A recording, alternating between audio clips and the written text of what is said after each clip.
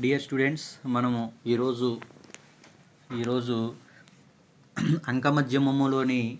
అంకమధ్యమము విచ్ఛిన్న శ్రేణులలో ఒక సమస్యని ఎలా సాల్వ్ చేద్దామో తెలుసుకుందాం.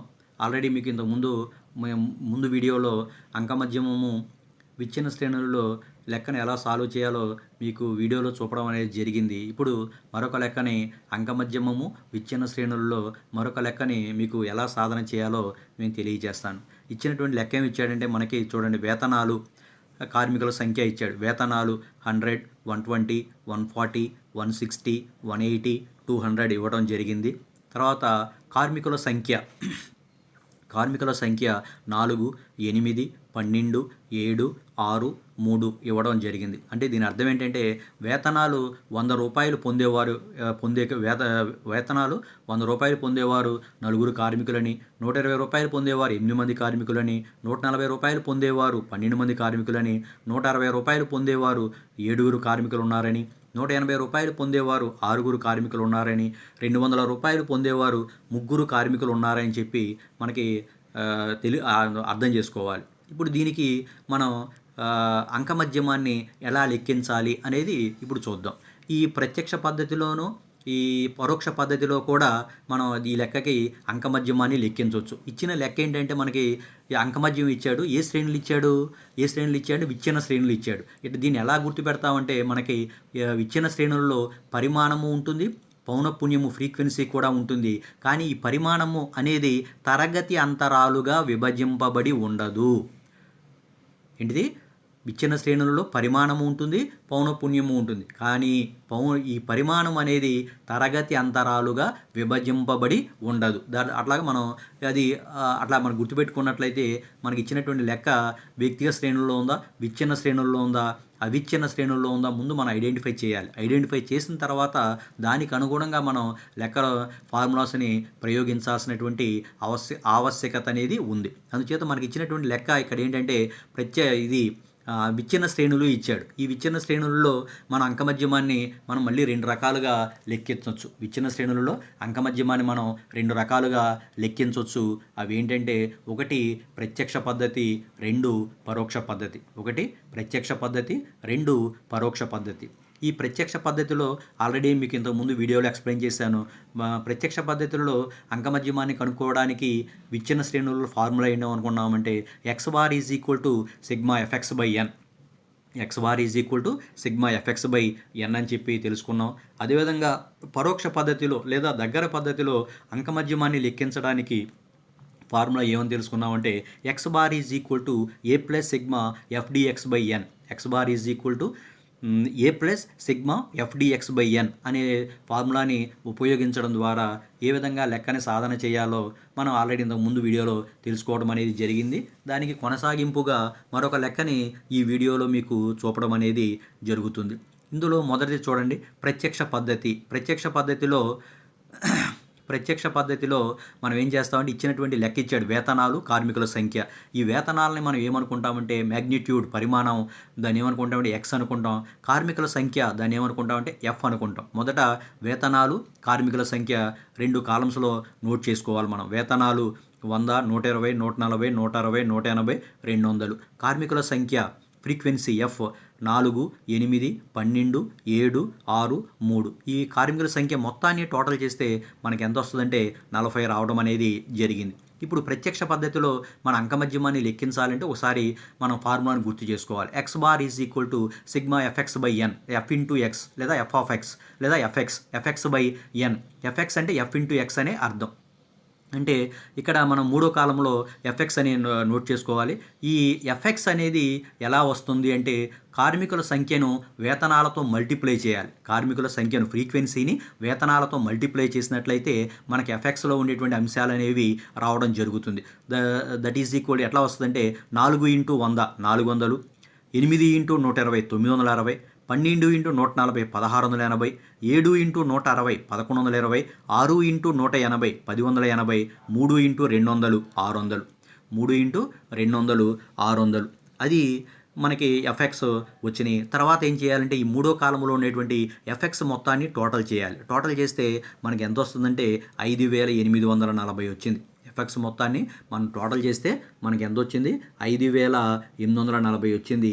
ఈ 5,840ని మనం ఏం చేస్తామంటే 5,840 వచ్చింది ఎఫెక్స్ టోటల్. అదేవిధంగా కార్మికుల సంఖ్య లేదా n is equal to sigma f is equal to 60. ఈ కార్మికుల యొక్క సంఖ్య మొత్తం 60 వచ్చింది. దీనిని కూడా టోటల్ చేసాం మనం.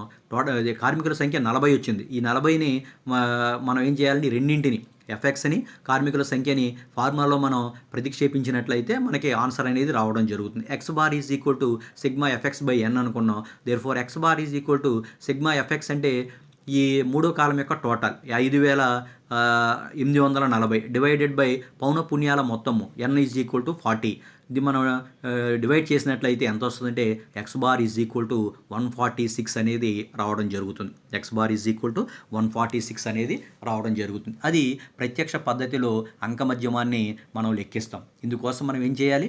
ఇచ్చినటువంటి లెక్కని మనం ముందుగా అధ్యయనం చేయాలి, చూడాలి. చూసిన తర్వాత అది ఏ శ్రేణులకు సంబంధించిందో మనం ఐడెంటిఫై చేయగలగాలి. వ్యక్తిగత శ్రేణుల, విచ్ఛిన్న శ్రేణుల, అవిచ్ఛిన్న శ్రేణుల అని. ముందు అది ఏ శ్రేణులకు సంబంధించింది మనం ఐడెంటిఫై చేసినట్లయితే దానికి సంబంధించినటువంటి ఫార్ములాని మనం ఉపయోగించడానికి అవకాశం అనేది ఉంటుంది. అలా కాకుండా వ్యక్తిగత శ్రేణుల్లో విచ్ఛిన్న శ్రేణికి సంబంధించిన సూత్రాలు, విచ్ఛిన్న శ్రేణుల్లో వ్యక్తిగత శ్రేణికి సంబంధించిన సూత్రాలు లేదా అవిచ్ఛిన్న శ్రేణికి సంబంధించిన సూత్రాలను మనం ఉపయోగించినట్లయితే లెక్కను మనం యాక్యురేట్గా లెక్కించేటువంటి అవకాశం అనేది ఉండదు. అందుచేత మనం ఇచ్చినటువంటి శ్రేణి ఏది, వ్యక్తిగత శ్రేణుల, విచ్ఛిన్న శ్రేణుల, అవిచ్ఛిన్న శ్రేణులు అనే దాన్ని ముందు మనం ఐడెంటిఫై చేయాలి. అలా ఐడెంటిఫై చేసిన తర్వాత అప్పుడు లెక్కని మనం సాధన చేయడానికి ప్రారంభించాలి. మనకి ఇచ్చినటువంటి లెక్క మనం ఏమనుకున్నాం, ఇందులో వేతనాలు ఉన్నాయి, కార్మికుల సంఖ్య ఉంది. వేతనాలు అంటే మ్యాగ్నిట్యూడ్, పరిమాణము.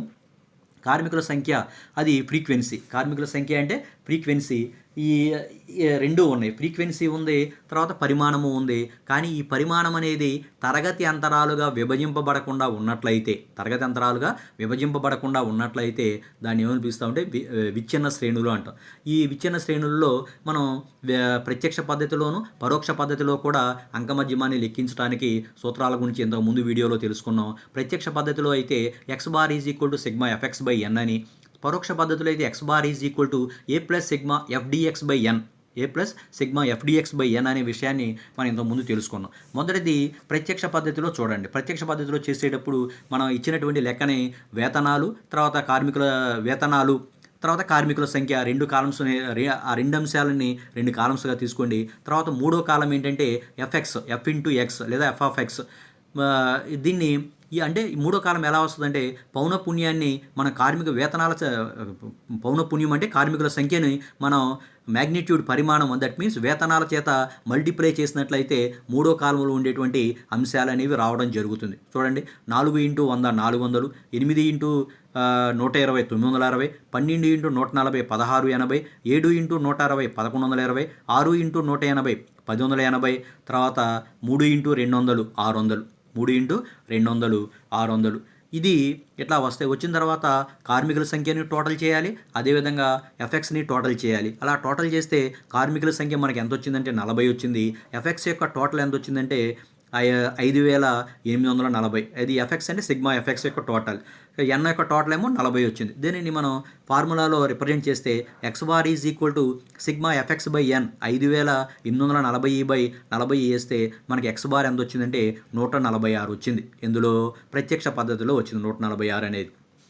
మరి పరోక్ష పద్ధతిలో మనం చేసినట్లయితే ఆన్సరు ఎంత వస్తుందో ఎలా చూద్దాం. రెండూ కూడా ప్రత్యక్ష పద్ధతిలోను పరోక్ష పద్ధతిలో కూడా ఒకే ఆన్సర్ అనేది రావాలి, తప్పనిసరిగా రావాలి. మనం తప్పు చేస్తే రావు, లేకపోతే మనం కరెక్ట్ చేసినట్లయితే రెండూ కూడా ఒకే ఆన్సర్ అనేది రావడం అనేది జరుగుతుంది. ఇప్పుడు పరోక్ష పద్ధతిలో మనం ఎలా సాల్వ్ చేద్దామో చూద్దాం. పరోక్ష పద్ధతిలో కూడా ఈ రెండు వేతనాలను, కార్మికుల సంఖ్యను రెండు తీసుకోండి. వేతనాలను ఎక్స్ అనుకోవాలి, కార్మికుల సంఖ్యని మనం ఏమనుకుంటామంటే ఎఫ్ అనుకుంటాం. వేతనాలనేమో ఎక్స్ అనుకుంటాం, కార్మికుల సంఖ్యని మనం ఎఫ్ అనుకుంటాం.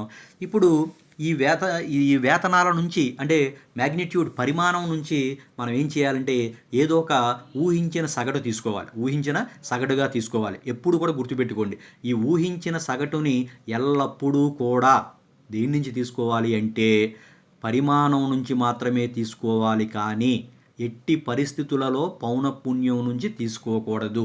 ఊహించిన సగటును ఎప్పుడు కూడా దేని నుంచి తీసుకోవాలి? మ్యాగ్నిట్యూడ్ పరిమాణం నుంచి మాత్రమే తీసుకోవాలి, కానీ ఎట్టి పరిస్థితుల్లో కూడా పౌనఃపున్యం నుంచి తీసుకోకూడదు. ఇక్కడ ఈ వేతనాల్లో మనకు లెక్కలో ఇచ్చినవి 100, 120, 140, 160, 180, 200 అని ఇచ్చాడు. ఇందులో మనం ఏం చేయాలి?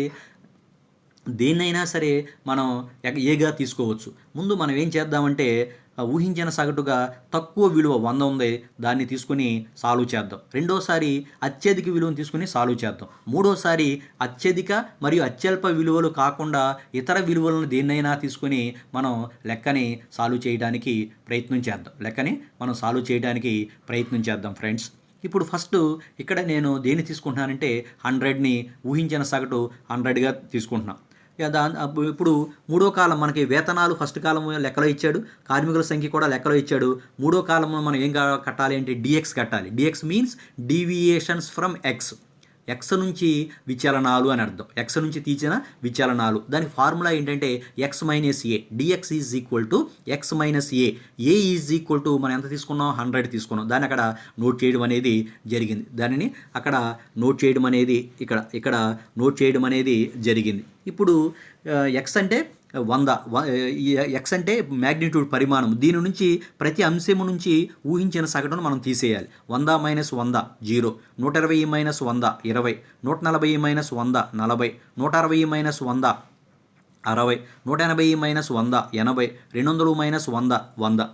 తీసేస్తే మనకి డీవియేషన్స్ వచ్చినాయి, విచలనాలు వచ్చినాయి, డిఎక్స్ వచ్చింది. దీనిని ఈ విచలనాలు డిఎక్స్ని దేంతో మల్టిప్లై చేయాలంటే రెండో కాలంలో ఉండేటువంటి ఫ్రీక్వెన్సీ పౌనఃపున్యాలతో మల్టిప్లై చేయాలి.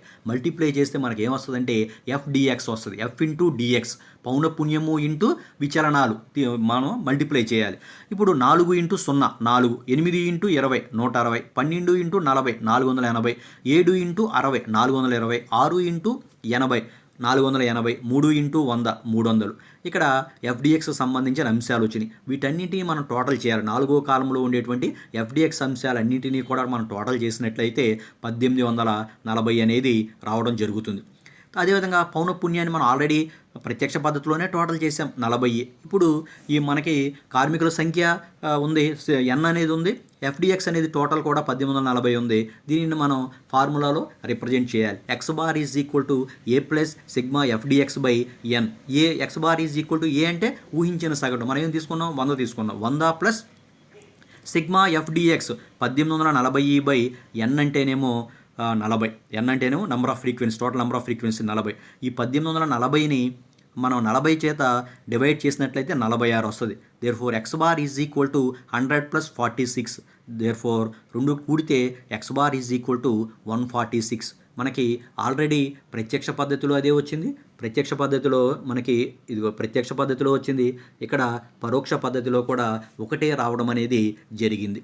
ఇది ప్రత్యక్ష పద్ధతిలో మనం ఈ ఎక్స్ని ఊహించిన సగటును, ఎక్స్ నుంచి ఊహించిన సగటును అతి తక్కువగా తీసుకున్నప్పుడు ఇలాగా రావడం అనేది జరిగింది. అతి తక్కువ విలువ తీసుకుంటే మనకు వచ్చేటువంటి విచలనాలన్నీ కూడా ఎలా ఉంటాయి అంటే పాజిటివ్గా ఉంటాయి. అన్నీ కూడా పాజిటివ్ ధనాత్మక విచలనాలు అవుతాయి. లెక్కన క్యాలిక్యులేట్ చేయడం అనేది ఈజీగా ఉంటుంది. ఇది రెండోది, ఈ పరోక్ష పద్ధతిలో మనం వేరొక విలువని ఏగా తీసుకొని లెక్కని సాల్వ్ చేద్దాం స్టూడెంట్స్. ఇందులో ఇప్పుడు మనం ఏం చేస్తాం? మొదటిసారిగా అతి తక్కువ విలువ 100ని మనం ఏగా తీసుకుని లెక్కను సాల్వ్ చేయడం జరిగింది. ఇప్పుడు నేను 200 అత్యధిక విలువ, వేతనాల్లో అత్యధిక విలువ ఎంత? 200. ఆ 200ని తీసుకుని లెక్కని ఏ విధంగా సాల్వ్ చేయాలో, ఆ 200 తీసుకుని లెక్కని ఏ విధంగా సాల్వ్ చేయాలో మీకు ఇప్పుడు చూపించడం అనేది జరుగుతుంది. రెండవ పద్ధతిలో ఊహించిన సగటుగా 200 తీసుకుంటే లెక్క ఎలా ఉంటుంది? సేమ్ మామూలే. వేతనాలు మామూలుగా తీసుకోవాలి. కార్మికుల సంఖ్య ఫ్రీక్వెన్సీ ఎఫ్ అనుకోవాలి. తర్వాత డిఎక్స్ మనం తీసుకుంటాం. డిఎక్స్ అంటే డీవియేషన్స్ ఫ్రమ్ ఎక్స్ నుంచి విచలనాలు. ఈ విచలనాలు తీసేటప్పుడు మనకి డిఎక్స్ ఈజ్ ఈక్వల్ ఫార్ములా ఏమనుకున్నాం? ఎక్స్ మైనస్ ఏ అనుకున్నాం. ఎక్స్ మైనస్ ఏ అంటే మనం ఇప్పుడు ఊహించిన సగటు ఏం తీసుకుందాం అనుకున్నాం? అత్యధిక విలువని ఊహించిన సగటుగా తీసుకుందామని చెప్పి మనం అనుకున్నాం. అందుకనే 200 మనం ఈ ఊహించిన సగటుగా తీసుకున్నాం. ఇప్పుడు dx is equal to formula ఏంటి? X minus A. Dx is equal to formula x minus a. X minus a. X అంటే ఇవి వేతనాలు మొదటి కాలంలో ఉన్నాయి. 100 మైనస్ 200 అంటే minus 100, 120 minus 200 minus 80, 140 minus 200 minus 60, 160 minus 200 minus 40, 180 minus 200 minus 20, 200 minus 200 that is equal to 0. అవి మనకి డిఎక్స్ విచలనాలు వచ్చినాయి. ఈ విచలనాలని మూడో కాలంలో ఉండేటువంటి అంశాలని రెండో కాలంలో ఉండేటువంటి పౌనఃపున్యాలతో మల్టిప్లై చేయాలి. ఎఫ్ ఇంటూ డిఎక్స్ పౌనఃపున్యము ఇంటూ విచలనాలు మల్టిప్లై చేస్తే 4 into minus 100 minus 400, 8 into minus 80 minus 640, 12 into minus 60 minus 720, 7 into minus 40 minus 280, 6 into minus 20 minus 120, 3 into 0 that is equal to 0. ఇప్పుడు ఈ ఎఫ్డిఎక్స్ని మనం టోటల్ చేస్తే మైనస్ 2160 వస్తుంది. ఎఫ్డిఎక్స్ని మనం టోటల్ చేస్తే మైనస్ 2160 వచ్చింది. కార్మికుల సంఖ్యని మనం టోటల్ చేసినట్లయితే 40 రావడం అనేది జరిగింది. X bar is equal to a plus sigma f d x by n అనేటువంటి ఫార్ములాని మనం వినియోగిస్తాం. చూడండి, x bar is equal to a అంటే మనం ఇక్కడ ఏం తీసుకున్నాం? ఊహించిన సగటుగా 200 తీసుకున్నాం. 200 ప్లస్ బ్రాకెట్లో minus sigma f d x minus 2160 by n 60 బ్రాకెట్లో చూపించాం. దేర్ఫోర్ తర్వాత x bar is equal to 200 plus minus 2160 minus 2160 ఇది ఈ మైనస్ 2160ని మనం ఏం చేసామంటే 40తో డివైడ్ చేస్తే మనకి ఎంత వచ్చిందంటే మైనస్ 54 రావడం అనేది జరిగింది. మైనస్ 54 వచ్చింది. ఇప్పుడు next X bar is equal to 200. ఇప్పుడు ప్లస్ ఆఫ్ మైనస్ ఏమవుతుందంటే మైనస్ అవుతుంది. 200 ప్లస్ ఇంటూ మైనస్ 54 ఉంది కాబట్టి ప్లస్ ఇంటూ మైనస్ ఏమవుతుంది? మైనస్ అవుతుంది. Therefore x bar is equal to 200 minus 54. మనకి answer X bar is equal to 146 రావడం అనేది జరిగింది. X bar is equal to 146 అనే ఆన్సర్ వచ్చింది. ఇప్పుడు ఇంతకు ముందు పద్ధతిలో మనం అతి తక్కువ విలువని ఊహించిన సగటుగా తీసుకుని చేసాం. ఇప్పుడు అత్యధిక విలువని ఊహించిన సగటుగా భావించి లెక్క చేయడం జరిగింది. ఇంకొకటి చేద్దాం. ఊహించిన సగటుగా అత్యల్ప విలువ కానీ అత్యధిక విలువ కానీ కాకుండా మన ఇష్టం వచ్చినటువంటి విలువని పరిమాణంలో ఉన్నటువంటి విలువైనా తీసుకోవచ్చు, లేకపోతే పరిమాణంలో లేనటువంటి విలువైనా సరే మనం తీసుకుని లెక్కను సాల్వ్ చేయడానికి అవకాశం ఉంటుంది. ఇక్కడ నేను ఇప్పుడు మూడోసారి 160ని ఊహించిన సగటుగా తీసుకుని లెక్క చేస్తున్న విద్యార్థులారా, 160ని ఊహించిన సగటుగా తీసుకుని లెక్క ఎలా సాల్వ్ చేయాలో మీకు చూపించడం అనేది జరుగుతుంది.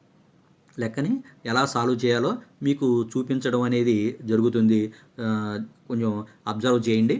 ఇక్కడ పరోక్ష పద్ధతి ఊహించిన సగటు 160గా మనం తీసుకుంటే, ఊహించిన సగటుని మనం 160గా తీసుకున్నప్పుడు ఈ ఎక్స్ వేతనాలు మామూలుగానే తీసుకోవాలి, కార్మికుల సంఖ్యను కూడా మామూలుగానే తీసుకోవాలి. తర్వాత మూడోది d x is equal to formula ఏమనుకున్నాం? ఎక్స్ మైనస్ ఏ అనుకున్నాం. డిఎక్స్ ఈజ్ ఈక్వల్ టు మనం ఫార్ములా ఏమనుకున్నామంటే ఎక్స్ మైనస్ ఏ అనుకున్నాం. ఏ ఈజ్ ఈక్వల్ టు 160కి ఇప్పుడు 160 తీసుకుంటున్నాం. ఏ ఈజ్ ఈక్వల్ టు నేను 160 తీసుకుంటున్నాను. ఇంతకుముందు మొదటిసారి ఏమో పరిమాణంలో ఇచ్చినటువంటి విలువలలో అతి తక్కువ 100 తీసుకున్నాం. రెండోసారి ఏమో అతి ఎక్కువ విలువ 200 తీసుకున్నాం. ఇప్పుడేమో మూడోసారి 160ని తీసుకుని ఈ లెక్కను ఎలా సాల్వ్ చేయాలో చూద్దాం. ఇప్పుడు dx is equal to X minus A. A is equal to 160. A is equal మనం ఎంత తీసుకున్నాం? ఇప్పుడు 160. ఇప్పుడు మనం విచలనాలు తీయాలి. ఇది దేని నుంచి తీయాలి? X minus a. ఎక్స్ నుంచి విచలనాలు తీయాలి. అంటే 100 minus 160 minus 60, 120 minus 160 minus 40, 140 minus 160 minus 20, తర్వాత 160 minus 160 0, 180 minus 160 20, 200 minus 160 that is equal to 40. ఇప్పుడు మనం 160ని ఏం తీసుకున్నాం? ఊహించిన సగటుగా తీసుకున్నాం. దానికంటే తక్కువగా ఉన్న విలువలన్నీ మైనస్ అవుతాయి, ఎక్కువగా ఉన్న విలువలన్నీ ప్లస్ అవుతాయి. మనం ఇక్కడ 160ని మనం తీసుకున్నాం. 160ని తీసుకున్నాం. దానికంటే తక్కువగా ఉన్నవి ఏమున్నాయి? 100, 120, 140 ఉన్నాయి. కాబట్టి అవి మైనస్ విచలనాలైనవి. 160 మైనస్ 160 0 అవుతుంది. ఏ అంశం అయితే తీసుకుంటామో దాని నుంచి విచలనాలు తీస్తే అది 0 అవుతుంది. 160 మైనస్ 160 కాబట్టి 0. ఆ తర్వాత ఉన్నటువంటి 180, 200 అవి ధనాత్మక విచలనాలు అవుతాయి. పాజిటివ్ డీవియేషన్స్ కావడం అనేది జరుగుతుంది. ముందు మనం రుణాత్మక విచలనాలను ధనాత్మక విచలనాలను లెక్కించాలి. ఫోర్త్ కాలంలో చూడండి, ఎఫ్ ఇంటూ డిఎక్స్ అనేది ఉంది. 4 into minus 60 that is equal to minus 240. 8 into -40 that is equal to -320. తర్వాత 12 into -20 that is equal to -240. 7 into 0 7. తర్వాత 6 ఇంటూ 20 120. 3 ఇంటూ 40 120. ఇందులో ఈ మూడునేమో మైనస్ విచలనాలు, ఈ రెండునేమో ప్లస్ విచలనాలు. ముందు మైనస్ విచలనాలనే టోటల్ చేయాలి. 240 ప్లస్ 320 ప్లస్ 240. ఆ మైనస్ విచలనాల మొత్తాన్ని మనకి టోటల్ చేస్తే 800 వచ్చింది. అందులోంచి ప్లస్ విచలనాలు 120 ప్లస్ 120 240 తీసేస్తే నికరంగా ఎఫ్డిఎక్స్ యొక్క టోటల్ ఎంత వచ్చిందంటే -560 వచ్చింది. ఎఫ్డిఎక్స్ యొక్క టోటల్ -560 వచ్చింది. ఇప్పుడు దీనిని ఫార్ములాలో మనం ఫార్ములాలో ప్రతిక్షేపించాలి. X bar is equal to a plus sigma f d x by n. Therefore x bar is equal to 160 plus మన ఇక్కడ మైనస్ విచలనాలు ఉన్నాయి కాబట్టి బ్రాకెట్ పెట్టుకుందాం. బ్రాకెట్లో -560/40. తర్వాత x bar is equal to 160 plus 560ని 40తో మనం డివైడ్ చేసినట్లయితే మనకి ఎంత వస్తుందంటే -14 రావడం అనేది జరుగుతుంది. Therefore x bar is equal to 160 plus of minus is equal to minus, కాబట్టి 160 - 14 that is equal to X bar is equal to ఎంత వచ్చిందంటే 146 రావడం అనేది జరిగింది. మనం ఏ పద్ధతిలో చేసినా సరే ఆన్సర్ అనేది ఒకటే రావడం జరుగుతుంది. ఏదైనా తీసుకోవచ్చు. మనం ఇది కాకుండా ఏం చేయొచ్చు, 0 తీసుకుని కూడా ఊహించిన సగటుని 0గా తీసుకుని కూడా మనం లెక్క చేస్తే మనకు అదే ఆన్సర్ అనేది రావడం అనేది జరుగుతుంది. ఇది ఎట్లా తీసుకున్నా సరే answer must be one and the same, whether it is in the direct method or indirect method. In the indirect method whatever the value we assumed that a answer must be the one and the same, ఒకే రకంగా ఉంటుంది. ఆ విషయాన్ని మీరు గుర్తుపెట్టుకోవాలి. Friends, మీకు ఏమైనా doubt ఉన్నట్లయితే నీకు ఈ లెక్కన ఆల్రెడీ మీకు వాట్సాప్ గ్రూప్లో కూడా పోస్ట్ చేశాను. ఇంకేమైనా డౌట్ ఉన్నట్లయితే నన్ను కాల్ చేసినట్లయితే నేను మరలా మీకు ఎక్స్ప్లెయిన్ చేయడం అనేది జరుగుతుంది. అది ఈ వ్యక్తిగత విచ్ఛిన్న శ్రేణులలో అంకమధ్యమాన్ని కనుక్కునే విధానం. నిన్న ఒక లెక్క చెప్పాను విద్యార్థులారా, ఈరోజు మరొక లెక్కను మీకు ఎక్స్ప్లెయిన్ చేయడం అనేది జరిగింది. నెక్స్ట్ వీడియోలో అంకమధ్యమము అవిచ్ఛిన్న శ్రేణులలో ఎలా చేయాలి, అంకమధ్యమాన్ని అవిచ్ఛిన్న శ్రేణులలో ఎలా చేయాలి అనే దానికి సంబంధించి మీకు మరొక వీడియోలో రాబోయే వీడియోలో చూపిస్తాను విద్యార్థులారా. దీన్ని మనం తయారు చేసేటువంటి విధానం, మన లెక్క లెక్క ఇవ్వగానే అది అంకమధ్యమము లెక్కించమంటే ఏ శ్రేణుల్లో ఉందో ముందు మనం గుర్తించాలి. వ్యక్తిగత శ్రేణుల, విచ్ఛిన్న శ్రేణుల, అవిచ్ఛిన్న శ్రేణుల అనే విషయాన్ని మనం గుర్తించినట్లయితే తేలికగా లెక్కను మనం సాల్వ్ చేయగలుగుతాం. ఎందుకంటే ఏ శ్రేణుల్లో ఇస్తే దానికి సంబంధించినటువంటి ప్రిన్సిపల్స్ని మనం సూత్రాలను వినియోగించాలి. అలా కాకుండా ఒకదానికి బదులు ఇంకొక శ్రేణికి సంబంధించిన సూత్రాలను మనం వినియోగించినట్లయితే లెక్క తప్పు రావడానికి అవకాశం అనేది ఉంటుంది. కాబట్టి ముందుగా మనం ఏ శ్రేణుల్లో ఇచ్చాడు అనేది ఐడెంటిఫై చేసిన తర్వాత దానికి సంబంధించిన సూత్రాలను వినియోగించినట్లయితే మనం లెక్కను సాల్వ్ చేయడం అనేది జరుగుతుంది. ఎగ్జామ్స్లో మనం ఇవన్నీ సాల్వ్ చేయాల్సిన అవసరం లేదు. ప్రత్యక్ష పద్ధతి, పరోక్ష పద్ధతి మీ ఇష్టం ఏ పద్ధతిలో అయినా సరే తయారు చేయొచ్చు. ఒకే పద్ధతిలో తయారు చేస్తే సరిపోతుంది, ఆన్సర్ వస్తే చాలు. అంతేగాని ప్రత్యక్ష పద్ధతి చేసి పరోక్ష పద్ధతిలో ఇది తక్కువ విలువ తీసుకుని ఎక్కువ విలువ తీసుకుని అవి కాకుండా మరొక విలువ తీసుకుని ఇవన్నీ కూడా మీకు అవగాహన చేసుకునే నిమిత్తం చెప్తున్నాం. కానీ ఎగ్జామ్స్లో అలా చేయాల్సినటువంటి అవసరం లేదు. ఏదో ఒక పద్ధతిలో చేస్తే సరిపోతుంది. ఇప్పుడు పరోక్ష పద్ధతి తీసుకున్నాం అనుకో, మీ ఇష్టం వచ్చిన విలువతో తీసుకుని ఒకసారి చేస్తే చాలు, 3 సార్లు చేయాల్సినటువంటి అవసరం అనేది లేదు. విద్యార్థులారా, మీకు ఏమైనా డౌట్ ఉన్నట్లయితే వాట్సాప్లో ఈ లెక్కని నేను పోస్ట్ చేస్తున్నా. ఆ తర్వాత యూట్యూబ్ ఛానల్లో పోస్ట్ చేయడం అనేది జరుగుతుంది. ఆ తర్వాత మీకు ఏమైనా డౌట్స్ ఉంటే నన్ను కన్సల్ట్ చేయండి, నేను మీకు ఎక్స్ప్లెయిన్ చేయడం అనేది జరుగుతుంది స్టూడెంట్స్.